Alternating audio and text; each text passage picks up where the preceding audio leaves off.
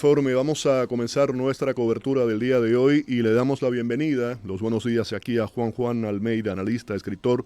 Él es hijo del fallecido comandante histórico de la Revolución Cubana, Juan Almeida Bosque. Está exiliado aquí en Miami desde el 2010. Es una voz importante, ¿no?, de todo lo que está ocurriendo, sobre todo lo que se espera en el día de hoy. Le damos la bienvenida. Buenos días, ¿cómo estás?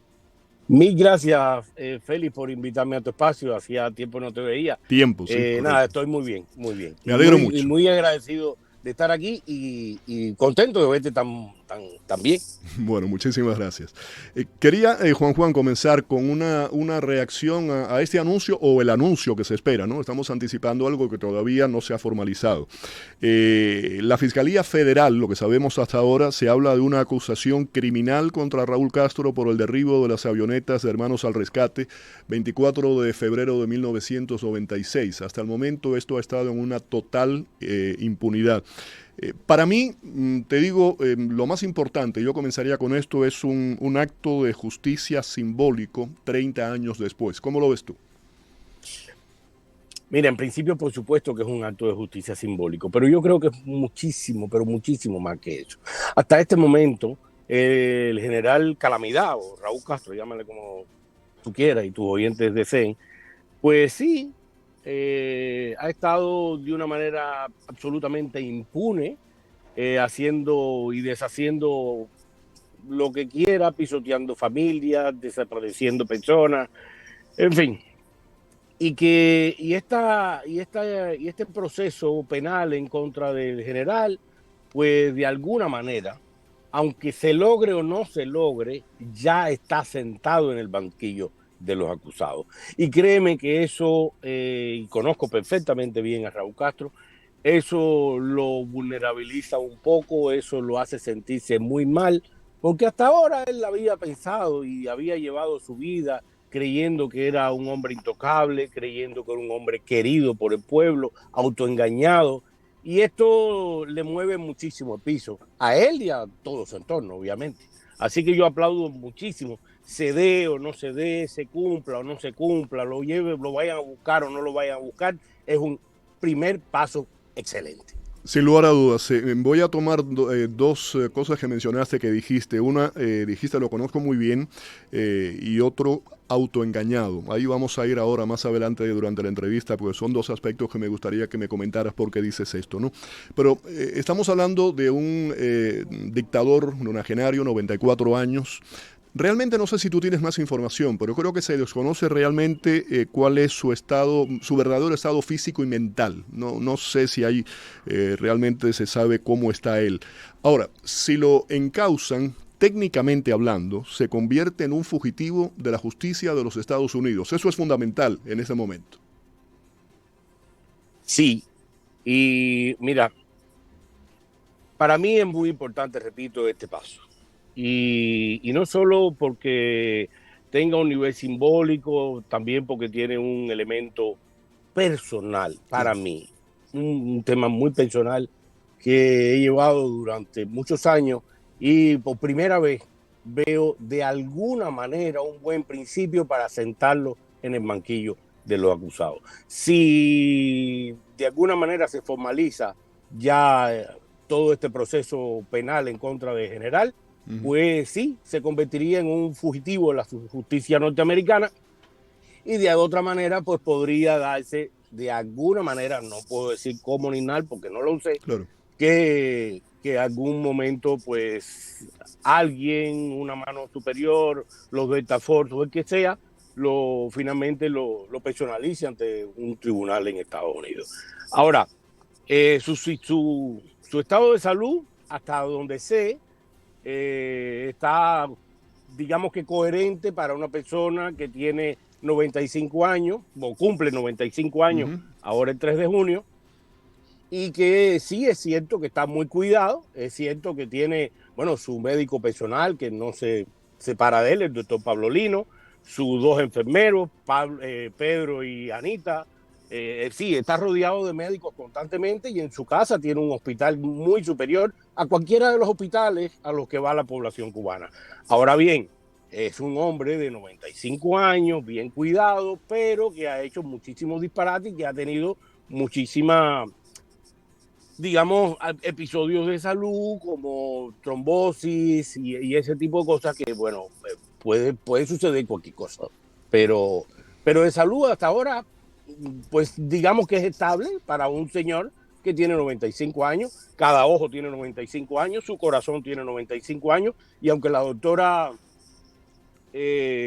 no recuerdo cómo se llama, Iracema, que lo ha operado varias veces y lo ha estirado varias veces, pues sí, se ve mucho más estirado para su edad, pero su corazón sigue teniendo 95 años, su esqueleto sigue teniendo 95 años y sigue siendo un hombre de 95 años. Claro. Tú dijiste antes, lo conozco muy bien. Me gustaría a lo mejor Sí. que nos pongas en perspectiva un poco hasta dónde lo conociste, cómo fue esa relación. ¿Qué puedes decirnos de Raúl Castro que a lo mejor nosotros no conozcamos? Y dijiste autoengañado. Explícanos por qué dijiste esas dos cosas. Bueno, a ver, digo que lo conozco bien porque cuando mis padres se separaron, cuando yo tenía 5 años, pues me mandaron a vivir por razones ajenas a mi persona, obviamente, a casa de Raúl, y en casa de Raúl viví por muchísimos años. Así que conozco perfectamente a Raúl Castro, conozco perfectamente a esa familia, porque en algún momento también fue mi familia. Y, y lo otro, autoengañado, digamos que una de los más recientes episodios que de los que me he enterado, obviamente, de alguna manera por su familia, pues ha sido que el general pues ha tenido algunos exabruptos diciendo que el pueblo cubano es un pueblo ingrato porque ellos han dado su vida y su tiempo y su sangre por esa revolución que nos ha traído tantos beneficios a todos los cubanos. Y es una manera en que él se autoengaña realmente y él cree realmente que él y su hermano han hecho muchísimo bien por ese país. Cosa que todos sabemos que no es así. Más bien Claro. ha sido una revolución basada en la separación familiar, basada en la separación de los cubanos, basada en el odio y en todas esas cosas que ha traído, por supuesto, las consecuencias que tenemos hoy de un país absolutamente dividido y una generación y una nacionalidad pues rota. ¿Crees de verdad que puede existir esa disociación con la realidad? Sí, sí, absolutamente sí. Sí, estoy 100% seguro de que sí tienen una separación con la realidad, que creen lo que dicen y viven autoengañados. Eso no me cabe la menor duda, lo he visto muchísimas veces. En algún momento, cuando yo empecé ya no a entrar en la oposición todavía, pero sí a cuestionarme determinadas cosas, pues la respuesta más común de general y de todos ellos era: oye, si no te gusta lo que estamos haciendo, algo como hicimos nosotros, nos alzamos y ganamos. Y eso es su manera de pensar, real. Ya. Juan, tú conoces posiblemente como muy pocos cómo se manejan los círculos de poder en Cuba, ¿no? Mencionaba antes, eres hijo de Juan Almeida, comandante histórico de la Revolución. Para que los que no lo sepan, explícanos un poco quién fue tu padre, y también me gustaría hablar, ya que estamos en este día recordando un poco todos esos acontecimientos, cómo fue ese proceso de desencanto, de rompimiento tuyo con el régimen, con la Revolución cubana. Mira, eh, como es complicado responder esa pregunta. ¿Cómo fue el proceso de desencanto? Porque es justo como tú lo dijiste, un proceso. A mí me hubiese gustado pues, poderte decir que mi vida cambió el 3 de junio del 80 y ver que un día me acosté persona y me levanté cucarachón como Gregorio Sanza. Pero no fue así. Es un proceso en el que un día vas a la escuela de niños sin ningunos conocimientos políticos ni ninguna inclinaciones de ningún tipo que no sean más allá las de un niño, y ves que en tus libros de escuela pues aparecen y son tratados como dioses las mismas personas que tú ves en la tarde en tu casa tomando ron, hablando de las nalgas de la secretaria, teniendo una vida muy distante a la que te imponen en los libros de escuela. Y entonces desde ese mismo momento te empiezas a decepcionar de determinadas cosas porque en la vida tú tienes un concepto y si te imponen otro y tú sabes que es mentira, porque los dioses no comen chocolate, los dioses no les gustan las mujeres, los dioses son perfectos y las gente que veías en mi casa no eran eso, Ya. no eran esas cosas. Y entonces me fui desengañando de muchísimas cosas y eso dio el traste a que un día, pues también siendo joven, empezara a cuestionarme determinadas cosas y ante determinadas preguntas, pues siempre recibía las mismas respuestas. ¿Qué cuál era? Nada, ninguna. Todo el mundo miraba al cielo, silbaba y nunca te contestaban. Entonces tuve que salir a buscar las respuestas sin ninguna posición política. Repito, yo era un niño, pero respuestas que no coincidían con lo que funcionaba a mi alrededor. Los niños de al lado de mi casa no tenían los mismos refrescos que tenía yo, no tenían helado, no tenían juguetes, no tenían determinadas cosas que yo sí podía tener y entonces me sentía obviamente superior cuando iba a jugar con determinados niños. Yo ponía el bate, la pelota, el campo, o sea, te van haciendo una persona especial y tú sabes que tú no eres una persona especial, que tú serás especial para tu mamá y para tu papá, pero tú eres un tipo normal. Y esas cosas te van trastocando y sigue agregando puntos a eso que tú llamaste de maravilla un proceso. Que no es, como tú mencionaste, no es el proceso de Kafka, precisamente. Exacto. Sabes, Juan, te estoy escuchando y yo he tenido en otros momentos conversaciones similares con Alina Fernández, la hija de Fidel, sí. Alina Fernández Revuelta. Lo tuve con, lo recordarás bien, y yo salí de Cuba siendo un niño, pero siendo un niño fui a la escuela con él, coincidimos, con Roque Dalton, el hijo de Roque Dalton, lo recordarás. Sí, y todo, a través de los años, yo hablo con él. Bueno, a través de los años he tenido muchas de esas conversaciones y son procesos muy similares a lo que tú me estás diciendo. Te preguntaba antes, para aquellos que no conocen, ¿quién fue tu padre? ¿Cómo fue tu relación con tu padre? ¿Cómo lo recuerdas?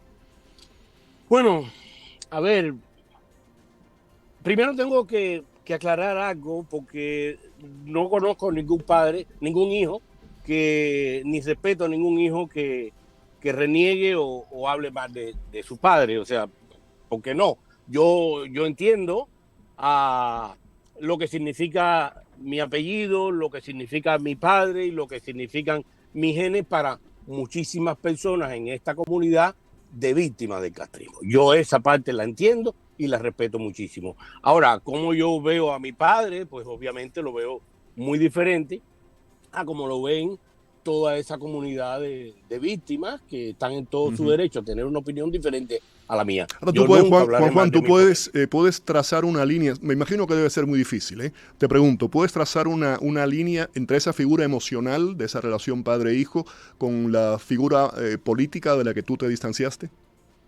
Sí, por supuesto que sí, y ese tipo de distancia a la que ya estoy acostumbrado y es parte de mi vida, pues la comencé a tener cuando mis padres se separaron y el divorcio fue un divorcio muy violento. Me mandaron a vivir a casa de Raúl Castro, donde veía mucho más a Raúl Castro que a mi madre y a mi padre. Entonces, por supuesto, yo no puedo decir que en la casa de Raúl me trataron mal, no puedo decir eso, pero sí puedo decir que no me sentía en mi casa, porque ahí yo no estaba con mis hermanas, ahí yo no estaba con mi madre, ahí yo no estaba con mi padre.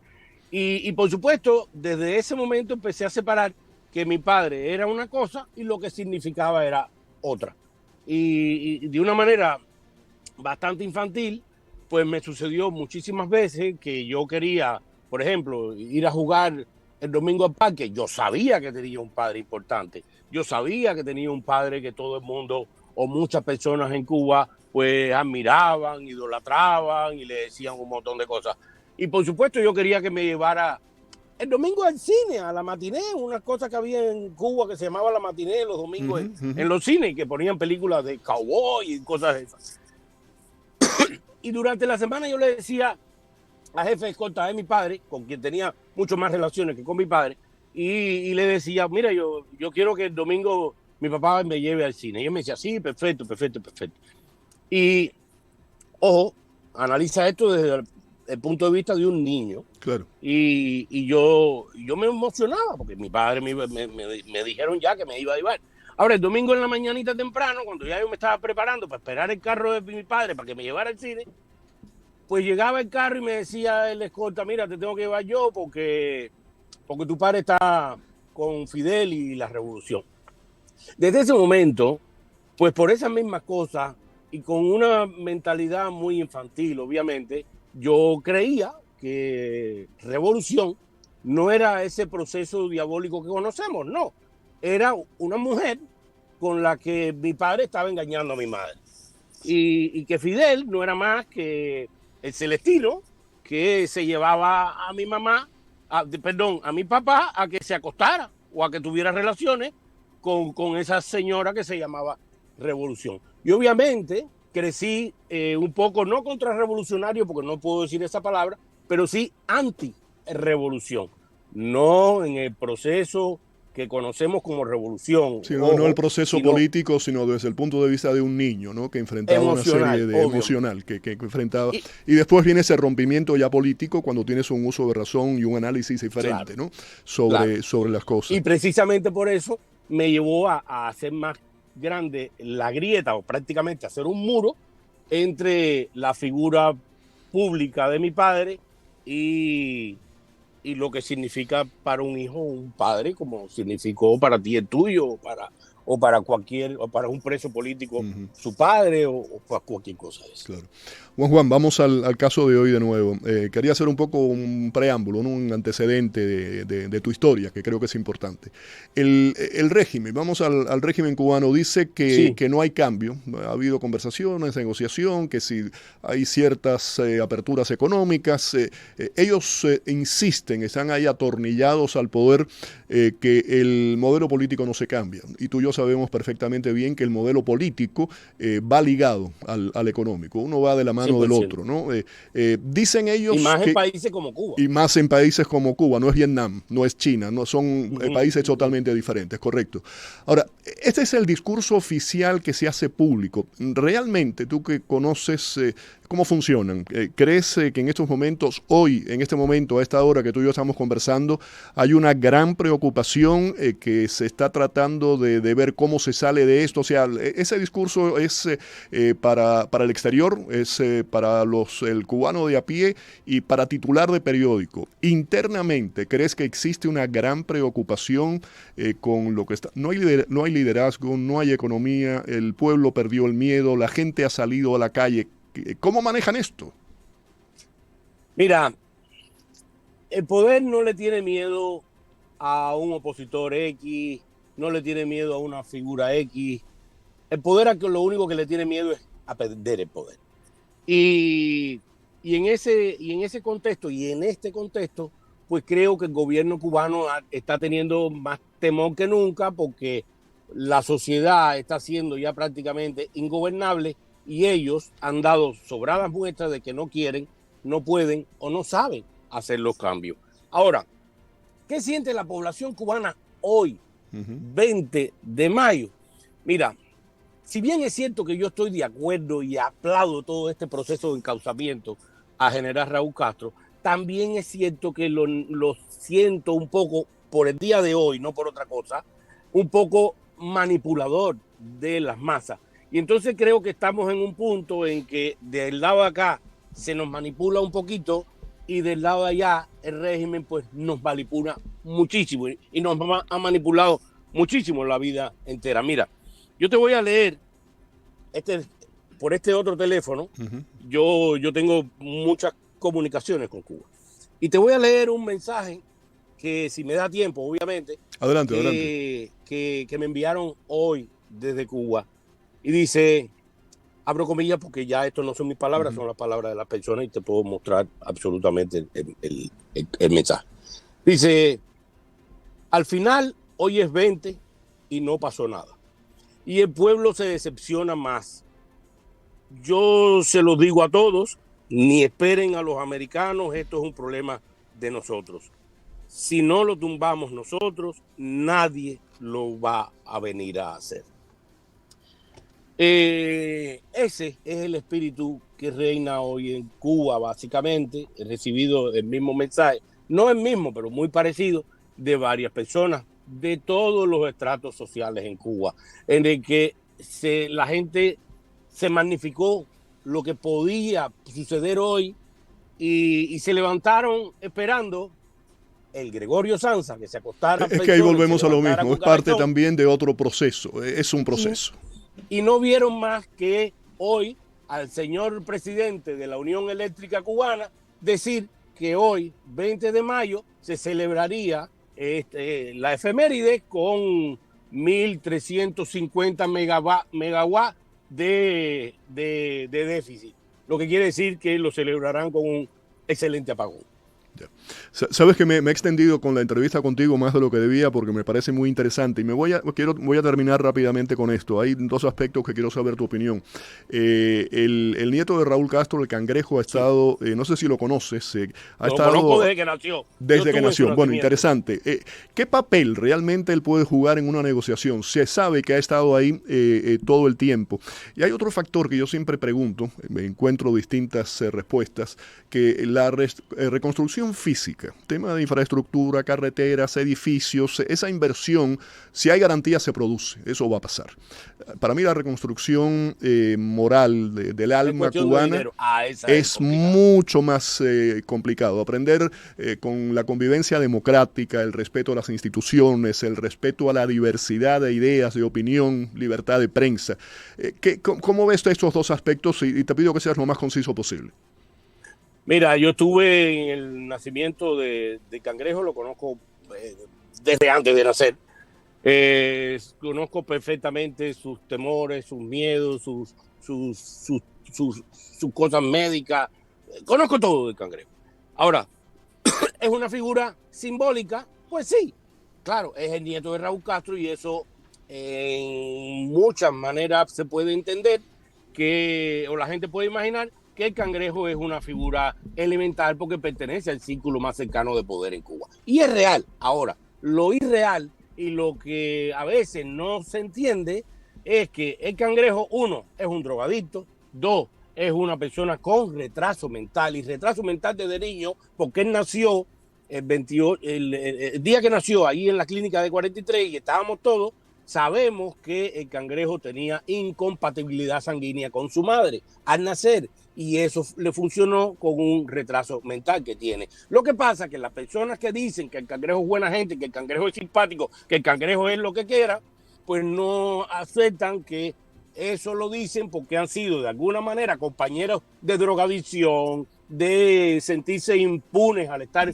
cogiendo cocaína en un parque o en un restaurante sin que nadie le diga nada, y por eso hablan bien del Cangrejo. Pero el Cangrejo no es más allá que un drogadito, un retrasado mental que tiene mucho poder y mucho nivel de decisión, pero no es el que toma las decisiones, y además hay una separación gigantesca entre los mandos militares y el Cangrejo, porque el Cangrejo tendrá mucho nivel de decisión, pero la realidad es que no es un tipo respetado ni cosas por el estilo, ni es un hombre con acceso para poder designar o llevar a una negociación y no estoy hablando ya con los Estados Unidos, sino estoy hablando de una negociación o determinados pactos para con las diferentes partes sociales.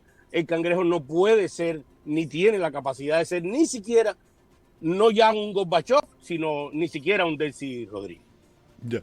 La otra que te hablaba de la reconstrucción física y de la reconstrucción del alma. Te pido que seas muy breve porque acá me están mirando como diciendo comerciales.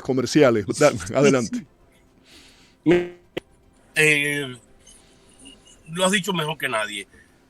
Sin duda, la reconstrucción de los edificios, de las calles, de los viales, de los hospitales y tal, pues eso es cuestión de dinero. El deterioro moral, social, individual es demasiado grande. Si vemos el 20 de en esta fecha, en 1898, la gente era muy nacionalista, y hoy, 128 años después, pues la gente, la desidia y la terrible educación que ha tenido la población cubana, pues no es más que una marioneta con la que se puede hacer lo que a cualquiera le da la gana. Juan, un placer escucharte. Gracias y espero que seas asiduo al programa. Te vamos a ir invitando para próximas ocasiones. Cuando tú quieras. Sabes que tú me caes bien. O sea, igualmente, gracias, te agradezco. Juan Almeida estaba con nosotros aquí en el programa 10:40, pausa, volvemos.